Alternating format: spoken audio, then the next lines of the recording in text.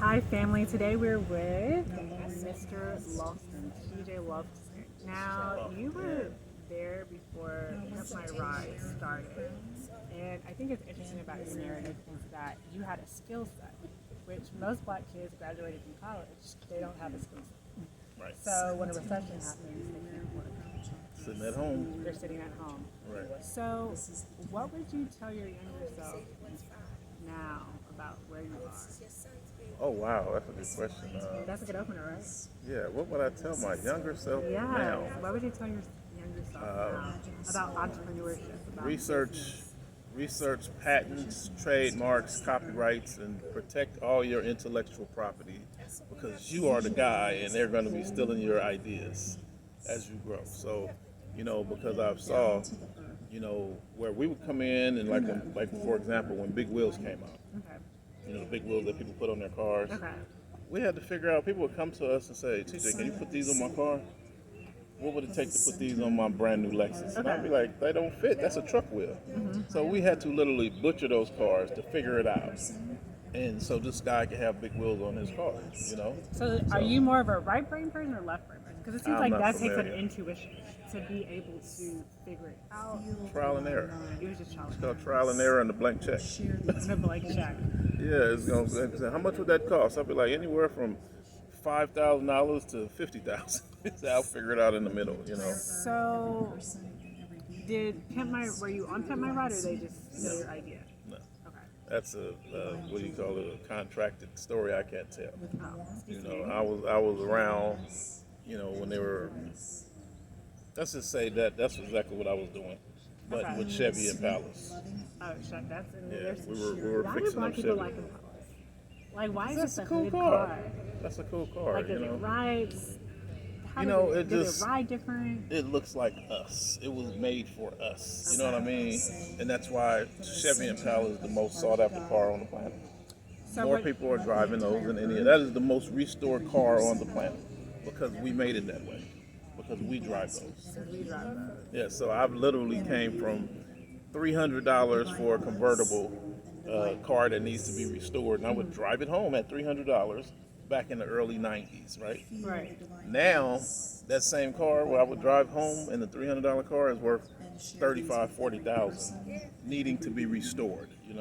Okay, so as somebody who works in cars, they say that as black people, we don't know the difference between liabilities and assets. Why would you tell yourself about your first car, or any young millennial who has student loans? See, there's a difference. Most times, Roommates. people will tell you a car is a liability, Right. but a Chevy Impala is an asset. Because again, most people go buy stocks. I buy Chevy Impalas. Okay, see what I'm that's saying? revolutionary. I have never heard someone say that a car is an asset. See, Let's not say it's a mint car or a classic that's my car. point. The classic. See, that's how you know the people who've been teaching us don't know what they're talking about, or they better yet, they know what they're talking about. They just don't want us to know the real information. But classic cars are priceless. These cars go up in value. So, for example, a football player came to me one time, and he had like a brand new Bentley, Okay. but it was new to me. But he had it for a while, and he was like talking about getting a new one eventually, because the new model came out. And then he liked this '59 Chevy I had. And I said, well, I'll trade you straight across. And he started laughing. Okay. Like, this is a Bentley, and that's a Chevy classic car. I said, dude, in 10 years, I'll be buying that car from you for $25,000. And that Chevy Impala, you'll be giving me $200,000. Oh wow. And he left and went and told someone what I said. And they said, yeah, that's true. So, needless to say, that story ended well for me. Wow. So with Elon Musk, what do you think about Okay. Tesla? I think it's a great situation. They've been holding electric cars back for quite some time now, for years. For years. And Elon Musk, he must have cut in the deal with America, because America said that America, when Trump came into play, they said that if you're here in America, they created tariffs. You're familiar with the tariffs, right? Right. If you're not here in America making it, we don't want you here. So you notice all the corporations started shifting around. So, for example, Toyota Motor Corporation was in Torrance, California. Their main corporate offices, Toyota, Nissan, and Honda, all three of those stick together. They were all in Torrance, California. When they came out with those tariffs before that, they knew this was going to happen, and Nissan left, then Toyota left, and Honda been creeping out the back door. But my point is, they scaled back in America. Most people don't realize Toyota, Nissan. Toyota was the world's biggest car manufacturer, and they sold more cars. And California sells more cars than any other city or state, country in the world. So fast forward the story. When Toyota moved, it said a lot. So I told people, I said, watch Tesla take some of those buildings that, because Toyota had a huge campus. Okay. They could have called it Toyota City, you know. And sure enough, I said, watch Tesla's going to get one of those. Sure enough, as soon as they left out, I looked up, Tesla was getting one of those one of those buildings. So one of the things that Elon Musk has done that people are talking about is they said his stock raised because he invested in Bitcoin. So the profitability that we see now has to do with him buying Bitcoin. That was a recent thing. That didn't happen too long ago. What are your thoughts on cryptocurrency? I don't invest in things that I can't control. Again, I can control the market of Chevy Impalas of information, but someone can flip a switch and you can't have your Bitcoin or your cryptocurrency is gone. Your stock money is gone. Just like in what was it, the last market crash back in the days? People had all this money in the bank and all talking about my good credit. And when the market crashed, all of a sudden people's credit cards got cut in half. People couldn't go to the bank and get their money out. And now they're talking about putting us on digital money. Like, really? They're trying to get rid of cash right now. So one of the complaints about President Obama is they said more black people lost their housing during his term of presidency versus previous terms of presidency. That was by design. That was by design. So you think because this was pre-planned? This was pre-planned. This is called the long game. They playing the long game. So he had nothing to do with it. He was just, It was everybody. I would tell my people, stop buying at this year because I do coaching, consulting, I do real estate. I teach people about real estate investing, and I was telling people. I used to be a mortgage broker. Okay. I used to be a real estate. You're a hustler. Yes, there it is. I'm a hustler, real business hustler. I had a real estate So license, you're like and I Rick also. Ross, every day you're hustling. Yes, Okay.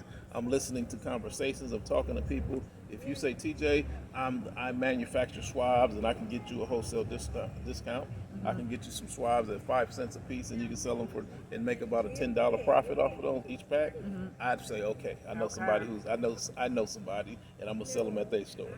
So yes, I would go into the swab business because I can identify a profit when I see one. So for these young millennials we're at home, we're not making any money, we're in a recession, we're in a pandemic, what would you tell them? They have nothing.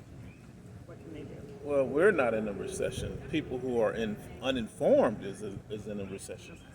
There's clearly not a recession if you look around and see all this development going on. Okay. So I would tell people who are sitting at home, learn how to go cut on YouTube, learn how to hang a ceiling fan, learn how to put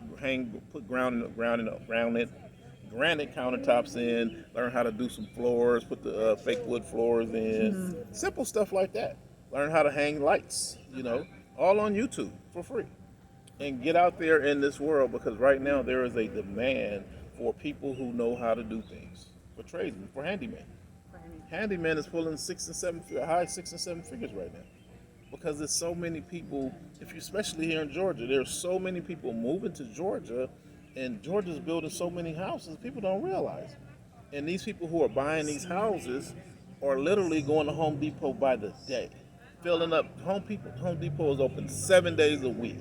They never closed down during the pandemic. They never blinked. They never hesitated. The pandemic did not even affect Home Depot and Lowe's because so many people are building houses. I've never seen Home Depot run out. They're always getting trucks. Their trucks never had COVID problems. They always stocked because real estate has gone up 400%. Surprised that went up 400% in 1 year. Oh, wow.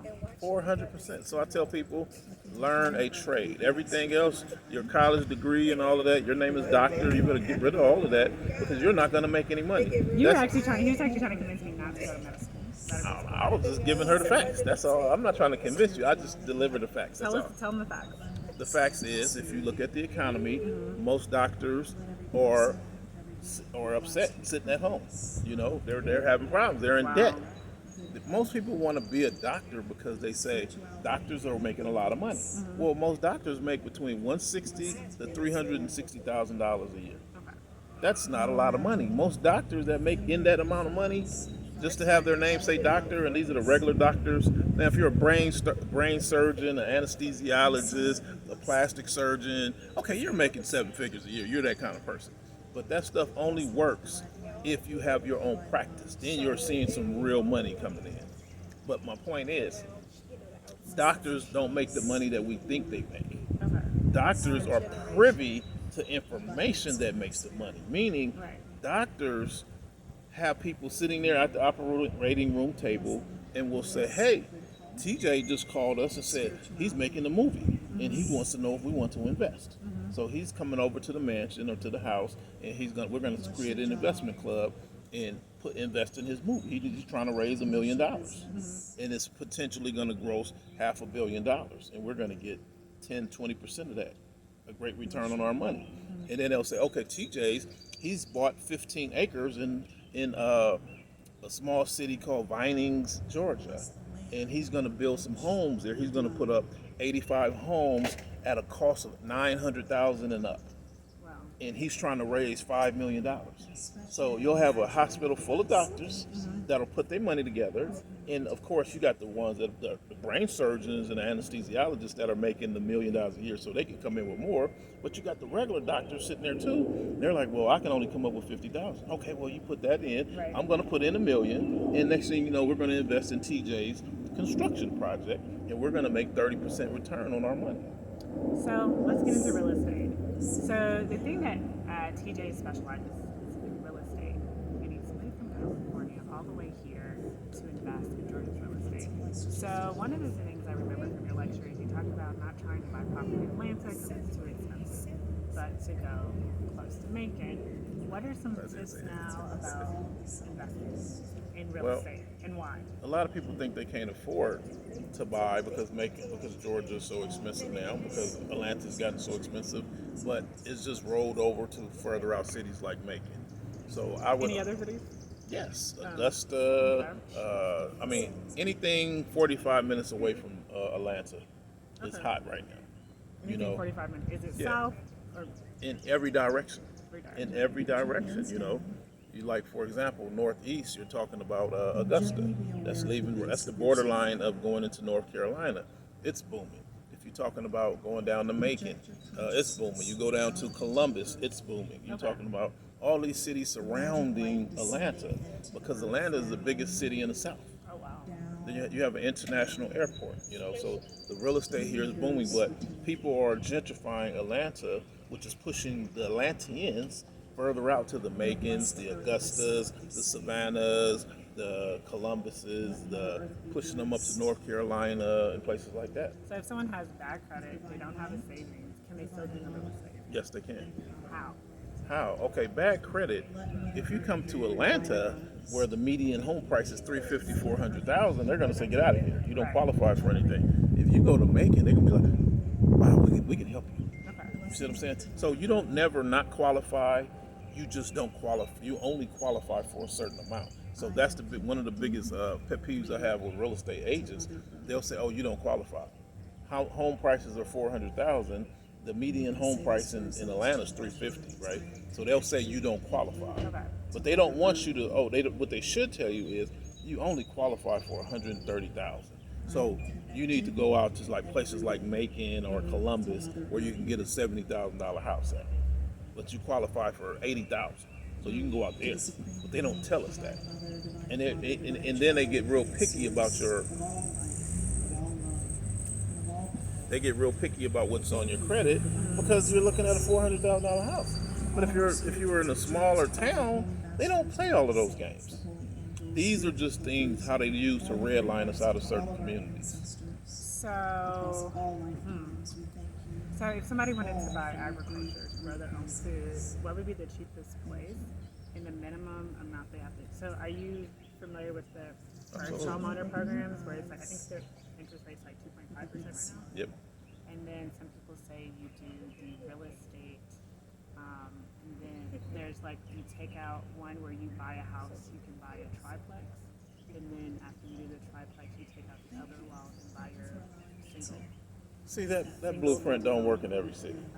You got people teaching real estate, giving one blueprint to everybody when that doesn't.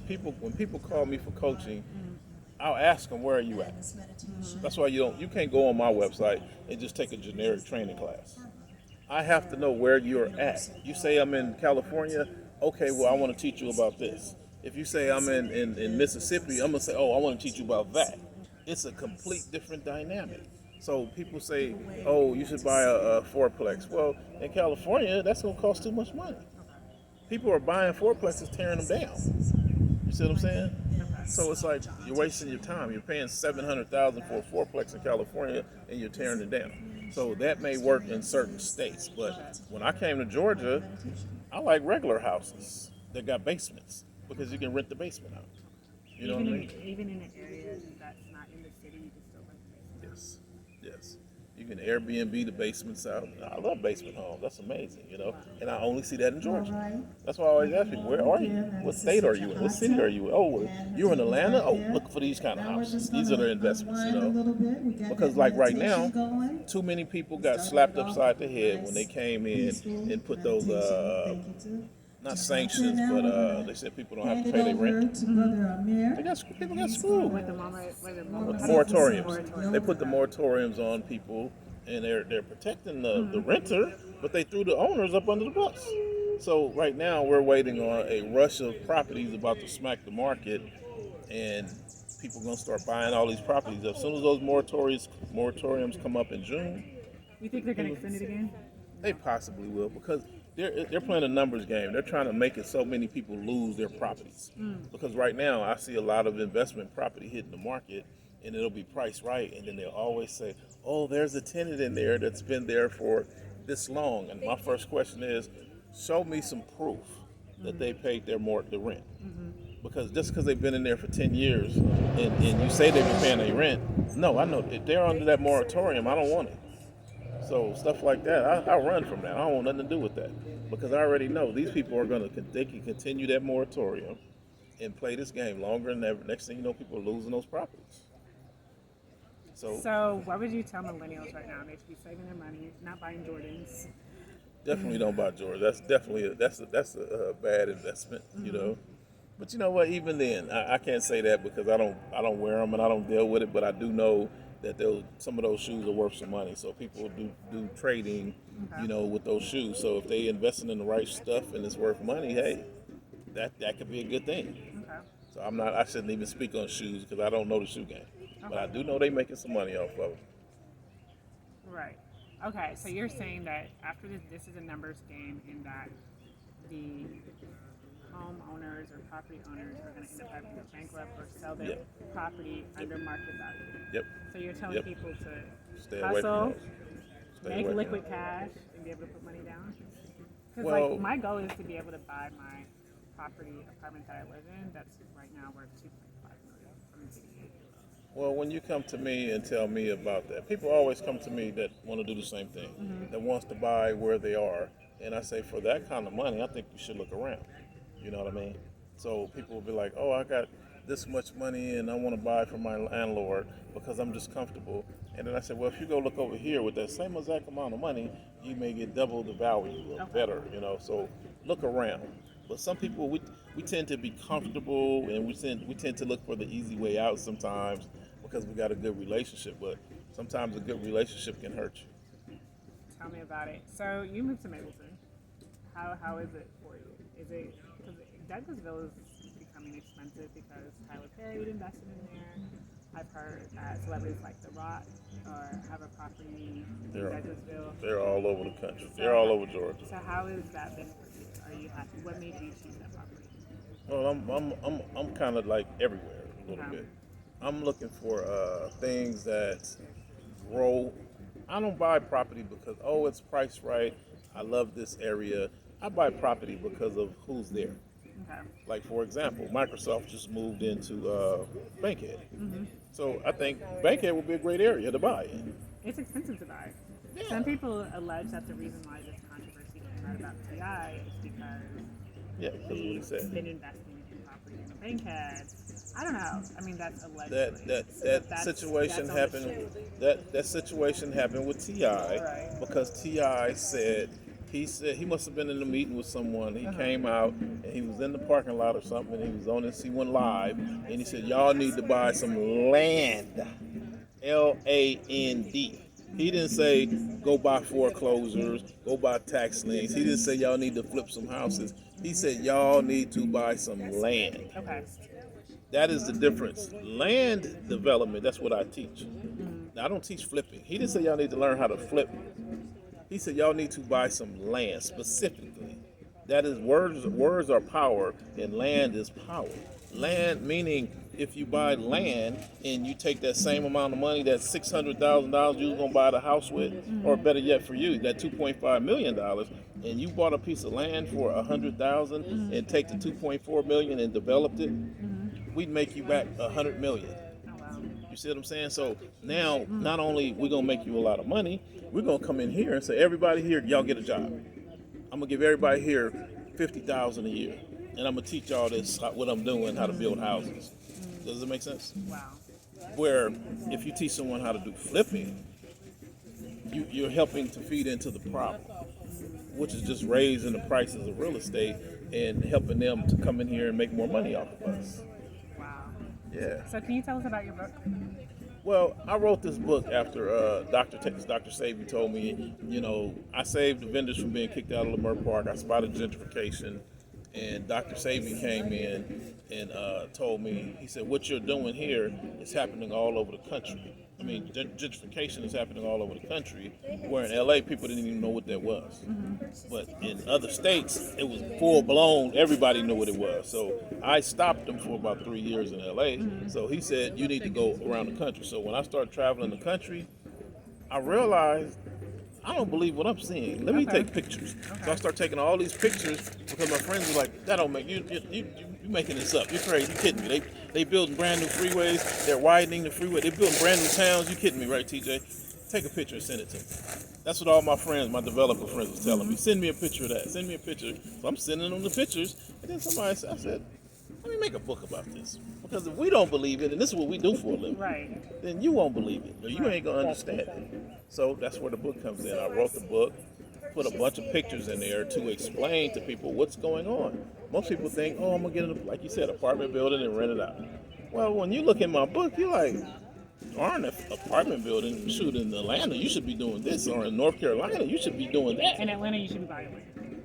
Yes, Okay. yes, And in the suburbs around Atlanta, you should buy land. everywhere. Land is good to buy everywhere, simply because of the corporations are moving all over the country.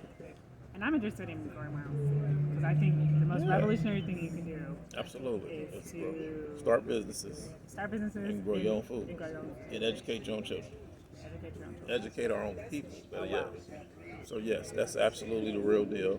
And yes, and that's why I'm teaching people. That's why I wrote the book. Inside the book, it also had places with questions, because I was trying to help some of the homeschoolers out by giving them a curriculum, you know what I mean, so that they can go back and ask questions to the young people. And it's really been working out. I look forward to Best-selling seeing you author. on the Breakfast Club because I think DJ Envy talked about his daughter wanted to go to HBCU, but they didn't have a real estate program. Yeah, absolutely. So I saw that see one. how your message aligns Absolutely. with making these new, what is it, land investors, or what's the right word? Real estate moguls and magnets. Yeah. A lot of people don't realize that the way that Donald Trump got his $1 million Real estate. his investment was that his father invested in affordable housing, which you're guaranteed a check from the government. You talked about that's how you got your start. Is that still something good to get into with this Moratorium. moratorium? Well, now it's so many different dynamics. Everything is good right now. So many different Everything things. is good, guys. Not everything, as in buying single-family homes is not a good idea. Buying anything where people are paying regular rent is not a good idea. Single-family homes, or fourplexes, apartment buildings, not a real good idea because of the moratorium, and we don't know how long this is going to last. And one bad tenant can make things very difficult. One bad tenant that really knows the game can really get in your pocket, get not yours, but get in that person's pocket and dismantle their whole portfolio. I think I saw a headline of a guy in New Jersey saying his house for he only paid his lease for 1 month and it's been there for 25 years. He really knows the game. Right. You know what I'm saying? He knows the game. And that's they've why I gotten tell a lot of black groups for doing that in prison. yeah, black people, but not other people. So because of the gentrification, I tell people do not rent your property to people that don't look like us because they know the game and the judges are going to help them. So for example, in Northern California, you had a black woman that owned a building that was worth $3.5 million, and they didn't like it because it was an all-white community. So all of a sudden, the judge connected with somebody, a city official or something. I don't remember exactly what happened, but all I know is the person that was renting the building who was complaining about the landlord, the judge gave that person the whole $3.7 million apartment building. I mean, now I'm sure it got overturned through lawsuits and all of this stuff, but the whole simple idea is that a judge would do that because he didn't like the idea that a black person owned a piece of property in this 3.5 that was worth $3.7 million in this all-white neighborhood. Which it was gentrified, really. That's what it was. Most people they sold out. Where the lady probably paid $200,000 for it when she bought it, and then all of a sudden it went to $5 million. They offered her $5 million, she said no. They offered her $7 million, she said no. They offered her $1 million, she said no. And all of a sudden, by the time it got to $1.5 million, the whole neighborhood then changed over. The blacks have been selling out at $500,000. You know what I mean? So fast forward the story for a judge to say gets mad and makes the person sign their title over. That's illegal. That's crazy. That's illegal. But that all comes from renting to people